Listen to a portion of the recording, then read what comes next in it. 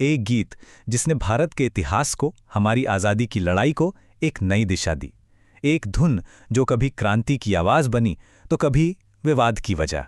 तो चलिए आज वंदे मातरम की इसी दिलचस्प कहानी को परत दर परत समझते हैं।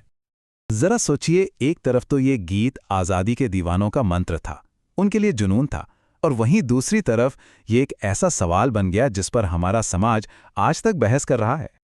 तो सवाल ये उठता है कि आखिर एक ही गीत के ये दो चेहरे क्यों हैं? इसकी कहानी शुरू कहाँ से हुई और आज ये किस मोड़ पर आ खड़ी हुई है? चलिए मिलकर पता लगाते हैं। आपको जानकर शायद हैरानी होगी कि इस कहानी की शुरुआत किसी आज़ादी के आंदोलन से नहीं, बल्कि एक किताब के पन्नों से होती है। जी हां, वंदे मातरम सबसे पहले एक गीत नहीं, बल्कि एक उपन्यास का हिस्सा था। ये उपन्यास था बंकिम चंद्र चट्टोपाध्याय का आनंद मठ। ये कहानी है संतान दल नाम के कुछ साधुओं की, जो बंगाल के भयानक अकाल के दौर में अंग्रेजी हुकूमत के खिलाफ विद्रोह कर रहे थे। तो बंकिम चंद्र का मकसद बिल्कुल साफ था। वो एक ऐसा प्रतीक बनाना चाहते थे जो लोगों में अपनी धरती, अपनी मातृभूमि के लिए प्यार जगाए और उन्हें एक कर दे। और आनंद मठ में यही गीत उन विद्रोही संतों की प्रेरणा और हिम्मत बनता है। लेकिन ये गीत सिर्फ किताब के पन्नों में कैद होके नहीं रहा। बहुत ही जल्द ये भारत की गलियों में गूंजने वाला था, एक पूरी क्रांति की आवाज बनने वाला था। जरा इस सफर पर नजर डालिए। 1880 में ये उपन्यास में छपा और सिर्फ 25 साल बाद 1905 में बंगाल के विभाजन के खिलाफ जो स्वदेशी आंदोलन शुरू हुआ, वंदे मातरम उसका सबसे बड़ा नारा बन गया। हर गली, हर जुलूस में बस एक ही आवाज थी, वंदे मातरम। इस नारे में इतनी ताकत थी कि अंग्रेजी हुकूमत सचमुच इससे डर गई। उन्होंने इसे पब्लिक में गाने पर, बोलने पर पाबंदी लगा दी। पर इस पाबंदी ने तो जैसे आग में घी का काम किया। ये नारा और भी ज्यादा लोकप्रिय हो गया। जैसा कि महान स्वतंत्रता सेनानी अरविंदो ने कहा था, वंदे मातरम सिर्फ एक गीत नहीं, ये एक मंत्र है। और सच में ये क्रांतिकारियों के लिए एक आध्यात्मिक शक्ति बन चुका था। ये गीत त्याग और बलिदान का सबसे बड़ा प्रतीक बन गया।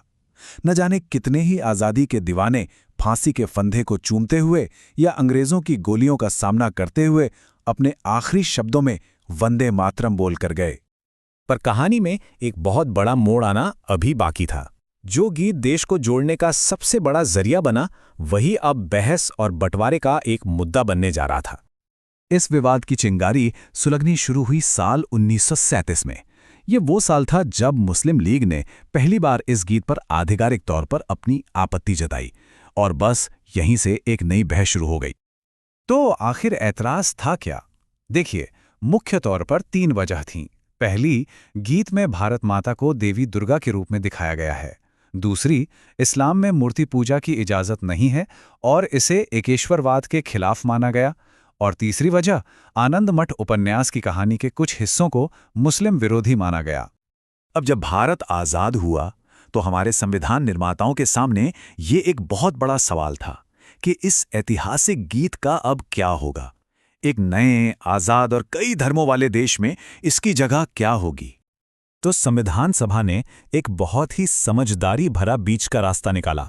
जन गण मन को हमारा राष्ट्रगान यानी नेशनल एंथम बनाया गया और वंदे मातरम को राष्ट्रीय गीत यानी नेशनल सॉन्ग का दर्जा दिया गया, बिल्कुल बराबर का सम्मान। साथ ही ये तय हुआ कि गीत के सिर्फ शुरुआती 2 पद ही आधिकारिक माने जाएंगे, जो पूरी तरह संस्कृत में हैं और मातृभूमि की वंदना करते हैं। अच्छा, ये तो हो गई इतिहास की बातें, पर सवाल यह है कि आज के भारत में इस गीत की क्या जगह है? क्या वो पुरानी बहसें आज भी जिंदा हैं? देखिए, आज भी ये गीत हमारी संस्कृति का एक अहम हिस्सा है। चाहे वो लगान और मिशन कश्मीर जैसी फिल्में हों, या फिर AR रहमान का वो मशहूर एल्बम जिसने 90s के दशक में एक पूरी पीढ़ी को इस गीत से फिर से जोड़ दिया। और हाँ, राष्ट्रीय मौकों पर तो ये हमारी शान है ही। और जहां तक कानून की बात है, तो भारत के सुप्रीम कोर्ट ने इस पर स्थिति बिल्कुल साफ कर दी है।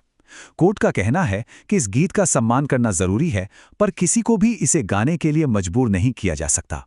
यानी सम्मान और व्यक्तिगत आज़ादी के बीच एक संतुलन बनाया गया है। तो हम फिर से उसी सवाल पर लौटते हैं, भारत जैसे विविध देश में इस गीत का भविष्य क्या है? ये एक ऐसा गीत है जो हमें अपने गौरवशाली इतिहास की याद दिलाता है, तो साथ ही हमारी कुछ मुश्किल बहसों का आईना भी दिखाता है।